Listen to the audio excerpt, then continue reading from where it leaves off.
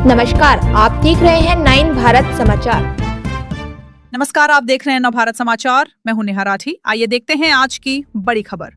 जोरहाट शहर में लगातार बढ़ती जलभराव की समस्या, अव्यवस्थित शहरी योजना और विकास कार्यों में कथित अनियमितताओं को लेकर स्थानीय लोगों में भारी आक्रोश देखा जा रहा। बीते कुछ वर्षों में नगर के विकास को लेकर कोई ठोस और वैज्ञानिक योजनाएं सामने आने का आरोप लगाया गया। स्थानीय सूत्रों के अनुसार वर्तमान में नगर के कई क्षेत्रों में कृत्रिम बाढ़ जैसी स्थिति उत्पन्न हो गई है। खासकर फैंसी अली के वार्ड नंबर 2 के कुछ इलाकों में लोगों के घरों तक पानी घुस गया। बताया जा रहा है कि ये पानी टोकलाई नाले से आ रहा है, जहां इन दिनों करोड़ों रुपए की लागत से खुदाई का कार्य चल रहा। सबसे गंभीर बात यह है कि इस खुदाई कार्य की विस्तृत योजना, जैसे नाले की गहराई और चौड़ाई कितनी होगी, अब तक सार्वजनिक नहीं की गई। इलाके में इसको लेकर लोगों में संदेह और असंतोष बढ़ रहा। आरोप है कि इस परियोजना में बड़े पैमाने पर भ्रष्टाचार हो रहा और इसमें कई लोग संलिप्त हैं।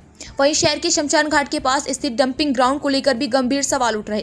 आरोप है कि कचरे को सही तरीके से निपटान नहीं किया जा रहा और उसका दूषित पानी टोकलाइन नाले के जरिए लोगों के घरों तक पहुंच रहा है, जिससे स्वास्थ्य संकट पैदा हो गया। संगठन ने जिला प्रशासन, नगरपालिका और संबंधित विभागों को चेतावनी देते हुए कहा कि यदि जल्द ही इन समस्याओं का समाधान नहीं किया गया तो वह बड़े स्तर पर आंदोलन करने को मजबूर होंगे। हाथर বাবে কৃত্ৰিম বানপানী কোনো নতুন কথা নহয়। আজি আমি খুদ এতিয়া উপস্থিত আছো আমি ফাঁচিয়ালি অঞ্চলত, য'ত নেকি এনেকুৱা এটা অঞ্চল য'ত আমাৰ পৌৰসভাৰ ভাইচ প্ৰেচিডেণ্ট দিলীপ দত্ত ডাঙৰীয়া তেখেতৰ ঘৰৰ কাষতে আজি নেকি কেইবাটাও ঘৰ জলমগ্ন হৈ আছে। ভিতৰলৈকে পানী আপোনাৰ সোমাইছে, টুকুলাই পানী। পৌৰসভাখনৰ বিষয়ে আমি ইমানো কৈ শেষ কৰিব নোৱাৰোঁ। আপুনি কি ক'ম, তেওঁলোকৰ এটা ইঞ্জিনিয়াৰ টিম আছে, ইমানখিনি ইঞ্জিনিয়াৰ টিম, দক্ষ ইঞ্জিনিয়াৰ আছে বুলি তেওঁলোকে দাবী কৰে। ইমান দক্ষ ইঞ্জিনিয়াৰ থকাৰ পিছতো তেওঁলোকে যেতিয়া যোৰহাটত নলা নৰ্দমাখিনি প্ৰস্তুত কৰে, আপুনি তাৰ পিছতো পৌৰসভাৰ যিখিনি পৌৰ এলেকা আছে সেই পৌৰ এলেকাসমূহত বাৰিষা যেতিয়া সমাগত হয়, বাৰিষাৰ সময়ছোৱাত তেওঁলোকৰ কি হয়, এনেধৰণৰ কৃত্ৰিম বানপানী আমি দেখিবলৈ পোৱা যায়।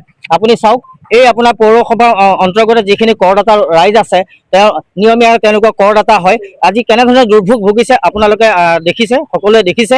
আমি জানো আজি অলপ দিন আগত যিখন ফ্লাইঅভাৰ যোৰহাটৰ মাজমজিয়াত যিখন নিৰ্মাণ কৰিছিল, তাৰ কাষতে পথৰ দাঁতি যিসমূহ নলা তেওঁলোকে নিৰ্মাণ কৰিছিল, সেই নিৰ্মাণ কৰা গোটেই অংশটো আমাৰ PWD বিভাগে চাইছিলে। সেই যেতিয়া নলা নিৰ্মাণ কৰিছিলে, নলাৰ পানী ইফালৰ পৰা সিফালে নাযায়, বিপৰীত দিশৰ পৰা অহা যিকোনো পানী তেওঁলোকে ৰোধ কৰিবৰ কাৰণে তেওঁলোকে চিমেণ্টৰ বস্তা দি পানী তেওঁলোকে বন্ধ কৰি ৰাখিছিলে।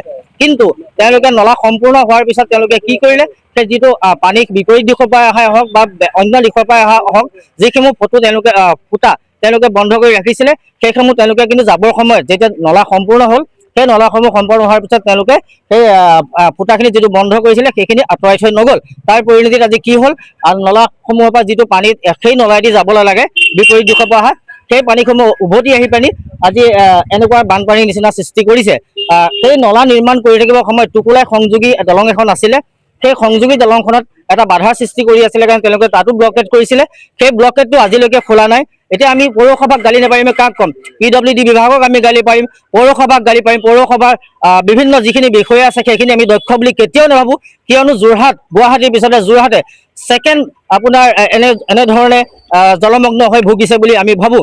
গতিকে আমি এনে অকণমান্য আমি পৌৰসভাৰ পৰা আমি একো আশা নকৰোঁ, যিহেতু আমি নিয়মীয়া কৰদাতা হিচাপে আমি যোৰহাটত বসবাস কৰি আছোঁ। আমি নিয়মীয়াকৈ কৰদাতা কৰাৰ পিছতো পৌৰসভাৰ পৰা কিন্তু কোনো উপশম আজিলৈকে যোৰহাটীয়া ৰাইজে পোৱা নাই। এনে কিছুমান সমস্যা আছে, যিখিনি সমস্যাৰ কাৰণে আপুনি চিন্তা কৰক, পৌৰসভাৰ ওপৰত আপুনি কৈ শেষ কৰিব নোৱাৰি। আজি কিমান বছৰ পৰা ডাম্পিং গ্ৰাউণ্ড নামৰ এটা শব্দ আছিলে, সেই ডাম্পিং গ্ৰাউণ্ডৰ সমস্যা শেষ কৰিব নোৱাৰিলে, নলা নৰ্দমা শেষ কৰিব নোৱাৰিলে তেওঁলোকে। তেনেকুৱা আৰু বহুত কিবা কিবি আছে। এতিয়া আমি শুনিবলৈ পাইছোঁ অলপ আগতে যে টুকুলাই নিষ্কাশনৰ কাৰণে কোটি কোটি টকা আবণ্টন কৰিছে। প্ৰায় 5 কোটি ব্যয় সাপেক্ষে টুকুলাইখন নিষ্কাশন কৰিবৰ কাৰণে এক ঠিকা আবণ্টন দিয়া হৈছে এজন বিষয়াক। আমি জানিছোঁ সেই তেওঁলোকে কি টুকুলাই চাফা কৰিছে, কি কৰিছে, সেই আজি যোৰহাটীয়া ৰাইজে এই দুৰ্ভোগ ভুগিয়ে গম পাইছে। গতিকে আপোনালোকৰ মাধ্যমৰ যোগেদি আমি তেওঁলোকক ক'ব বিচাৰিছোঁ, মুখ্যমন্ত্ৰী ডাঙৰীয়াকো যিহেতু আজি তাৰিখৰ মুখ্যমন্ত্ৰী বুলি ক'বলৈ একো নাই, প্ৰশাসনীয় বিভাগকে আমি জনাব লাগিব। অতি শীঘ্ৰে আমি জিলা আয়ুক্ত মহোদয়ক এই গোটেই বিষয়টো দৃষ্টিগোচৰ কৰিছোঁ আৰু যোৰহাটীয়া ৰাইজক এনে দুৰ্ভোগৰ পৰা মুক্তি দিবৰ কাৰণে মই আহ্বান জনাইছোঁ। দেখা গৈছে যে গোটেই মহানগৰ অকল ফাঁচিয়ালি বুলিয়ে নহয়, কেইবাটাও অঞ্চল ডুব গৈছে, কি ক'ব? হয়, চাওক, আমি এটা কথা আমি বাৰে বাৰে দেখা পাওঁ, যেতিয়া নিৰ্বাচন আহিব, নিৰ্বাচনৰ প্ৰাকক্ষণত শাসনত বহি থকা বিজেপি চৰকাৰখনে উন্নয়নৰ যি ফটা ঢোল বজায়, তাৰ ফটা ঢোলৰ নমুনা কিন্তু এয়া।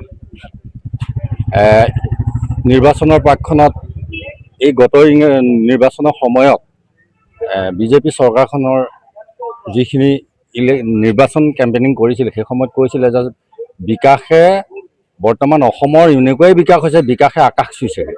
আৰু তেনে সময়ত কিন্তু সেই বিকাশৰ নমুনা আমি এই ধৰণে দিবলগীয়া হৈছে। আজি দুদিনৰ আগত গুৱাহাটীত এজাক প্ৰবল বৰষুণত গোটেই গুৱাহাটীত কৃত্ৰিম বানৰ এটা পৰিৱেশ সৃষ্টি হৈছে, য'ত নেকি মানুহৰ মৃত্যুমুখত পৰিছে। আজি যোৱাকালি এজাক প্ৰবল বৰষুণ হৈছিল যোৰহাটত, আৰু এই যোৰহাটৰ প্ৰবল বৰষুণজাকৰ ফলত এই 2 নম্বৰ ৱাৰ্ড আৰু 3 নম্বৰ ৱাৰ্ডৰ নগৰৰ মাজমজিয়াত থকা আৰু 2 নম্বৰ ৱাৰ্ডৰ আৰু 3 নম্বৰ ৱাৰ্ডৰ যি কেইগৰাকী ৱাৰ্ড কমিশ্যনাৰ সেই কেইগৰাকী ঘৰ কিন্তু এই অঞ্চলটোতে। অতিতকৈ পৰিতাপৰ কথা মানে ভাইচ চেয়াৰমেন যিগৰাকী আছে দিলীপ দত্ত, তেখেতৰ ঘৰো ইয়াতে, আৰু তেখেতৰ ঘৰো আজিৰ তাৰিখত কিন্তু জলমগ্ন অৱস্থা। এই জলমগ্ন অৱস্থাত থাকিও তেখেতসকলে কেনেধৰণৰ বিকাশ ঘটাইছে, কেনেধৰণে উন্নয়ন কৰিছে, এই কথাখিনি কিন্তু তেওঁলোকে যেতিয়া ক'বলৈ যায়, তেওঁলোকে নিজে এটা কথা অনুভৱ কৰা উচিত যে অঞ্চলটোত থকা বাসিন্দাসকল আজি কি সমস্যাত ভোগ কৰিছে। এজাক সাধাৰণ বা এজাক প্ৰবল বৰষুণ দিয়াৰ কাৰণে এই যিটো আমাৰ টোকোলাই জানটো গৈছে, টোকোলাই জানটোৰ পৰা পানীখিনি উভতি আহি অভাৰ হৈ উভতি আহি মানুহৰ ঘৰত আজি থাকিব পৰা অৱস্থাত নহয়, মানুহৰ ঘৰত পানী সোমাবলগীয়া অৱস্থা, এটা সাংঘাতিক এটা পৰিৱেশ হৈছে, যি পৰিৱেশত মানুহে ওলোৱা সোমোৱা কৰাৰ ক্ষেত্ৰত যথেষ্ট অসুবিধাৰ সন্মুখীন হৈছে, যথেষ্ট সমস্যাৰ সন্মুখীন হৈছে। তাতোতকৈ ডাঙৰ কথা কি, যিজন ভাইচ প্ৰেচিডেণ্ট আছে সেইজনৰ ঘৰতে ভাইচ চেয়াৰমেন আছে, তেখেতৰ ঘৰতে পানী ডুব গৈ আছে। গতিকে পানীখিনি যোৱাৰ ক্ষেত্ৰত, যিখিনি পানী পাৰ হৈ যাব লাগে, পানীখিনি যোৱাৰ ক্ষেত্ৰত যিখিনি আমাৰ গড়কাপ্তানি বিভাগে কাম কৰিছিলে, টকোলাই নদীৰ কাষত যিকেইটা কালভাৰ্ট বহুৱাইছিলে, সেই কালভাৰ্টকেইটাত কিন্তু তেওঁলোকে কামখিনি সম্পূৰ্ণ নকৰি অসম্পূৰ্ণ কৰি থৈ যোৱাৰ কাৰণে আৰু তাৰ সন্মুখত কিছু বস্তুৰে মানে বস্তা, চিমেণ্টৰ বস্তা হওক বা মাটিৰ বস্তা হৈ ভেটি লোৱাৰ কাৰণ লৈছিলে, আৰু সেইখিনি কাম শেষ কৰি তেওঁলোকে সম্পূৰ্ণ নকৰাৰ কাৰণে আজি এই সমস্যাত ভোগ কৰিবলগীয়া হৈছে এই অঞ্চলবাসীৰ ৰাইজ, 2 নম্বৰ আৰু 3 নম্বৰ ৱাৰ্ডৰ বাসিন্দাসকল। গতিকে আমি অসম জাতীয়তাবাদী যুৱ ছাত্ৰ পৰিষদে প্ৰতিটো সময়তে আমি কৈ আহিছোঁ যে যোৰহাট নগৰখনত উন্নয়ন হৈছে, যি ধৰণে উন্নয়ন হৈছে আৰু উন্নয়নৰ পিছৰ পৰ্যায়ত যি সমস্যাত ৰাইজ ভুগিছে। আজি যদি আমি ক'বলৈ যাওঁ যে যোৰহাটৰ এটি ৰোডৰ যিখন উৰণীয়া সেতু, এই উৰণীয়া সেতুখন নিৰ্মাণ কৰিলে যোৰহাটবাসী ৰাইজৰ সুবিধাৰ কাৰণে, কিন্তু আজিৰ তাৰিখত সেই উৰণীয়া সেতুখনে এটা অসুবিধাৰ সন্মুখীন বেছি হৈছে। কিয়নো আজিৰ তাৰিখত উৰণীয়া সেতুৰ ওপৰে মানুহৰ যান জঁটৰ সমস্যা হোৱা নাই, যান জঁটৰ সমস্যা হৈছে এতিয়া তলত, আৰু তলৰ কামখিনি সম্পূৰ্ণ নকৰিলে, আৰু য'ত নেকি ড্ৰেইনবিলাক সম্পূৰ্ণ হোৱা নাই, পথটো সম্পূৰ্ণ হোৱা নাই, পকীকৰণ সম্পূৰ্ণ কৰা নাই, আৰু ড্ৰেইনটো সম্পূৰ্ণ নোহোৱাৰ কাৰণে আজি কৃত্ৰিম বানত ভুগিবলগীয়া হৈছে যোৰহাটৰ নগৰবাসী ৰাইজ।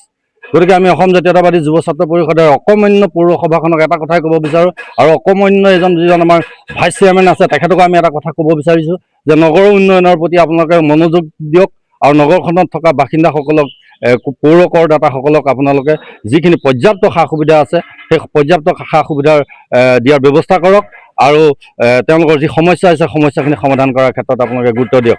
ইয়াৰ অন্যথা কিন্তু অসম জাতীয়তাবাদী যুৱ ছাত্ৰ পৰিষদ যোৰহাট মহানগৰ সমিতিয়ে আপোনালোকৰ ওচৰত তীব্ৰ আন্দোলনৰ আপোনালোক সন্মুখীন হ'বলৈ বাধ্য হ'ব।